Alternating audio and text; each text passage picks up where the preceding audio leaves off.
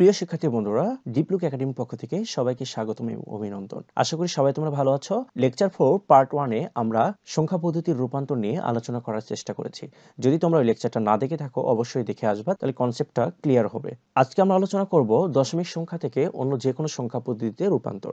তাহলে চলো আমরা লেকচারটা শুরু করি। এটা অবশ্যই ক্লিয়ার কনসেপ্ট নেওয়ার ট্রাই করবা, কারণ এই লেকচারটা অনেক ইম্পর্ট্যান্ট। আমরা জানি ডেসিমেল বা দশমিক নাম্বার সিস্টেমের বেস 10, তাই না?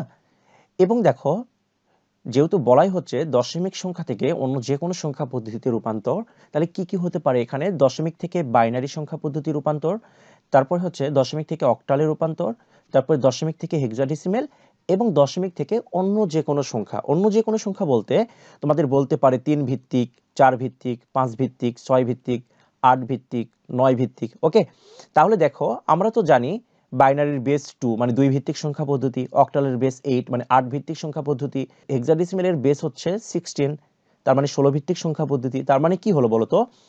10 ভিত্তিক থেকে 2 ভিত্তিক সংখ্যা পদ্ধতিতে রূপান্তর, 10 ভিত্তিক থেকে 8 ভিত্তিক সংখ্যা পদ্ধতিতে রূপান্তর, আবার 10 ভিত্তিক থেকে 16 ভিত্তিক সংখ্যা পদ্ধতিতে রূপান্তর।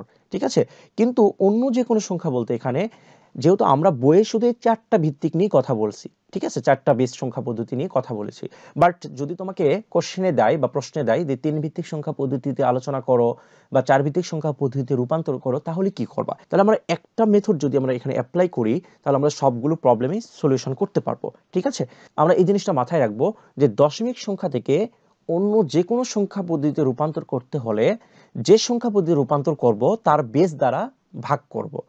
কখন ভাগ করব? শুধু পূর্ণ সংখ্যাকে ভাগ করব। যদি ভগ্নাংশ হয় তাহলে আমরা বেস দ্বারা গুণ করব।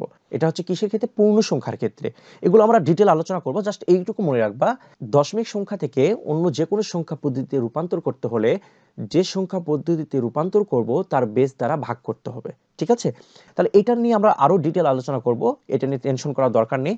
তাহলে এখন দেখো, আমাদের কোনো একটা নাম্বার যদি ডেসিমেলে থাকে, সাপোজ ধরো 246, এটা ডেসিমেলে রয়েছে। এখন যদি তোমাকে বলা হয় বাইনারিতে কত, তাহলে তোমার এই 2 দ্বারা এটাকে বারবার ভাগ করতে হবে, এবং এগুলো রুলস কি বা কিভাবে ভাগ করব এগুলো নিয়ে আমরা ডিটেল আলোচনা করব। আবার দেখো, এটাকে যদি বলে অক্টালে পরিণত করো, রূপান্তর করো বা কনভার্ট করো, তাহলে 8 দ্বারা ভাগ করতে হবে। হেক্সাডেসিমেলে যদি বলে তাহলে 16 দ্বারা ভাগ করতে হবে। তাহলে আমাদের তো এই 4টা নাম্বার সিস্টেম আমাদের সাথে পরিচিত, বাট এই দেখো 3 ভিত্তিক, 4 ভিত্তিক, 6 ভিত্তিক, 8 ভিত্তিক এগুলো তো আমাদের সাথে পরিচিত না। সেম কাজটাই করতে হবে। যদি বলে 4 ভিত্তিক সংখ্যা পদ্ধতিতে রূপান্তর করো, তাহলে এই 4 বেস দ্বারা এই সংখ্যাকে বারবার ভাগ করতে হবে।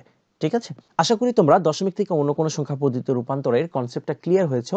যেহেতু আমাদের অন্য কোনো সংখ্যায় রূপান্তর করার প্রয়োজন পড়বে, তাহলে এই বিষয়ে আমাদের একটা ক্লিয়ার কনসেপ্ট থাকা দরকার। ঠিক আছে, যেমন যদি তোমাকে বলা হয় 3 ভিত্তিক সংখ্যা পদ্ধতি, যদি তোমাদের বলা হয় 3 ভিত্তিক সংখ্যা পদ্ধতি আলোচনা করো, তাহলে 3 ভিত্তিক বলতে যার বেস কত বলতো?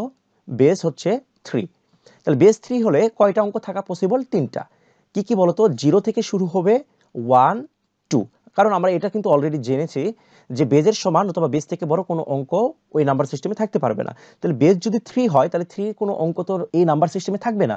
তাহলে আমাদের অঙ্ক থাকা পসিবল 0, 1, 2। যদি বলা হয় 4 ভিত্তিক সংখ্যা পদ্ধতি, তাহলে 0 থেকে 3 পর্যন্ত অঙ্ক থাকবে। যদি বলা হয় 5 ভিত্তিক, 0 থেকে 4 পর্যন্ত অঙ্ক থাকবে, মানে 0, 1, 2, 3, 4। ঠিক আছে, তাহলে 5 ভিত্তিক হলে 0 থেকে 4 পর্যন্ত অঙ্ক থাকবে। যদি বলা হয় 6 ভিত্তিক সংখ্যা পদ্ধতি, তাহলে 0 থেকে 5 পর্যন্ত অঙ্ক থাকবে। ঠিক আছে, তার মানে তোমরা যত ভিত্তি বা যত বেজ আছে, এই বেজ দ্বারা যদি ডেসিমেল সংখ্যাকে ভাগ করো, তাহলে কখনোই এই 5-এর সমান বা বেজের সমান কোনো অঙ্ক পাবা না ভাগ করে। ঠিক আছে, তাহলে আমরা এইগুলো নিয়ে ডিটেল আলোচনা করব পরের লেকচারে।